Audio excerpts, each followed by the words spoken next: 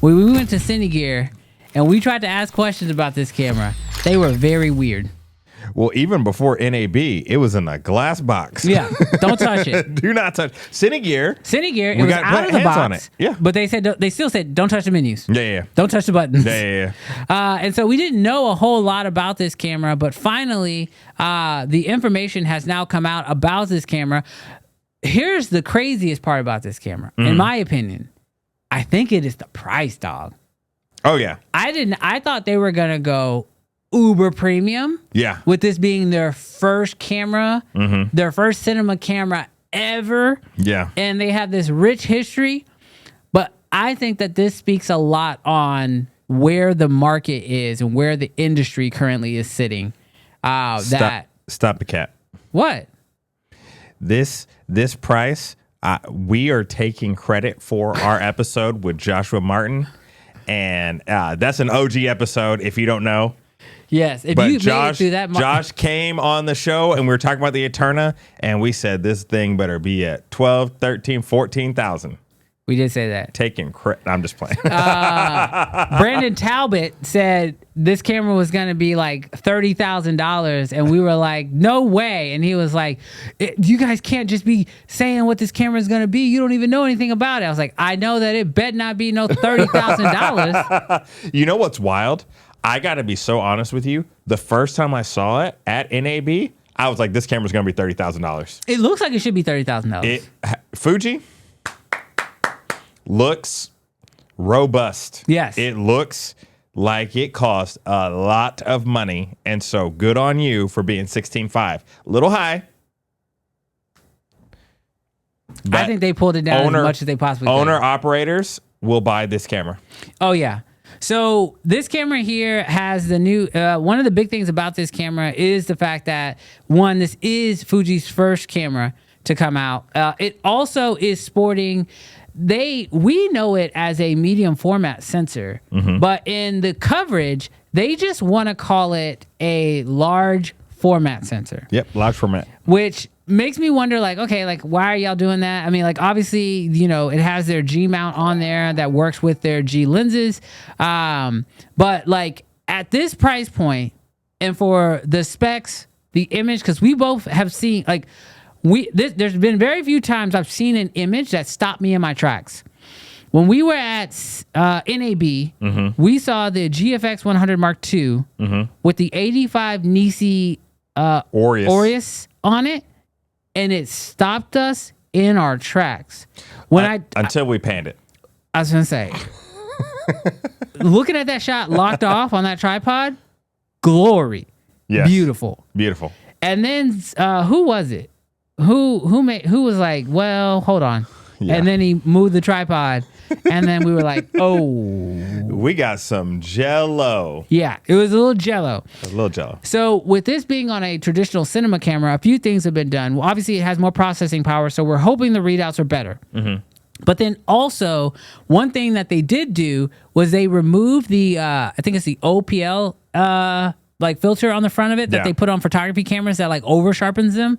So it gives it a more cinematic feel. And then this camera has the Eterna picture profile built into it, which currently the only way to get that picture profile will be on this camera. Now we'll see if they, with a software update, send it over to some of their other cameras. Especially because we know that the GFX is being used on films and being used kind of as a B camera to this. So we'll see. But I gotta say, price-wise, way to go. They kept the autofocus, which, you know, you're gonna have to be using G lenses, and I mean, I'm not investing in a G lens set unless I also have a GFX 100. But they did come out with that new lens, the 32-90, that allows it to have a zoom range as well as be able to keep autofocus. And so, for a first step into a new market, it is insane to see this image already. Not a lot of footage on it. Yeah. But it does look like right now, at least, some of the, like I sent you a video where they had actually some footage in it. Yeah. And that stuff looks beautiful. Yeah. That stuff looks absolutely beautiful. So this definitely feels like a cinema camera. You're renting this possibly buying it, but I think a lot of people, even myself included, right now, like I am very interested to see how quickly this camera becomes available for rent. Yeah. Because the ability to get this camera, I mean, there's a few really unique features in it that I really want to test and shoot with, like on a feature film. I can't wait to actually get my hands on this because I think the look is going to be everything. Yeah, it feels like they're taking a page out of Ari's book and not necessarily pursuing resolution. Because I know that a lot of people are kind of feeling like, oh man, 4K. It's got an 8K sensor. And so not all 4K is created equally. Yeah. You guys know this. So like there are different and better flavors of 4K, depending on your sensor and then your processor. But what I will say in this, I do think that this has a possibility at being an incredible camera. The only thing that's going to matter is readout speed to me. That's the only thing that I feel like is unknown is how jello is it going to be? Because once the moment that you switch over to a global shutter. Yeah. And this will be true of the C50. This will be true of any camera that comes out. Yeah. I'm not just throwing this out for the Fujifilm. The moment you step into global shutter territory and then you have slow readout speeds, it's like your eyes just become attracted to it. I don't know that your audience does. Like, I don't know that the end user thinks about it that much. But as the person who is spending their hard-earned money on the tools, that's the only question mark for me.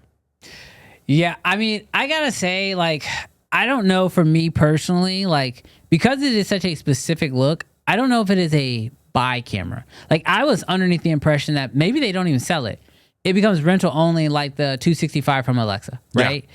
Because at 1650, is that what it is? 1650?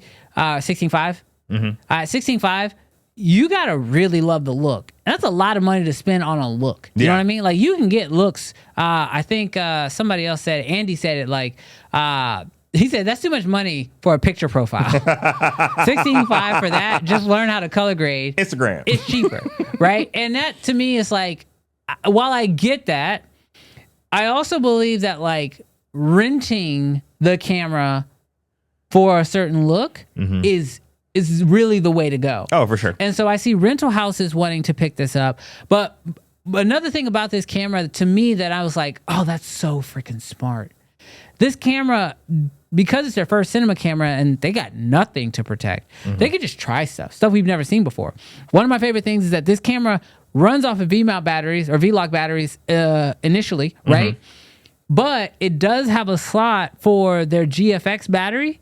So you put that into the camera. The V-lock battery charges that battery. Yeah. And then inevitably, when it's time to battery swap, you can just literally take your battery off. Hot swap. Put another battery on. That battery, if you've been off for, 10 minutes or whatever, that battery will charge the internal battery back up to 100%, and then you're ready to keep going. Red. Wouldn't mind it. Dude. Hey, thanks so much for checking out this clip. But you know what's better than watching these clips? Enjoying the show live, which we do every single Friday at 11 o'clock Central Standard Time. The best part is, if you disagree with what we have to say, you can tell us that live in the chat. So we'd love to see you there this Friday.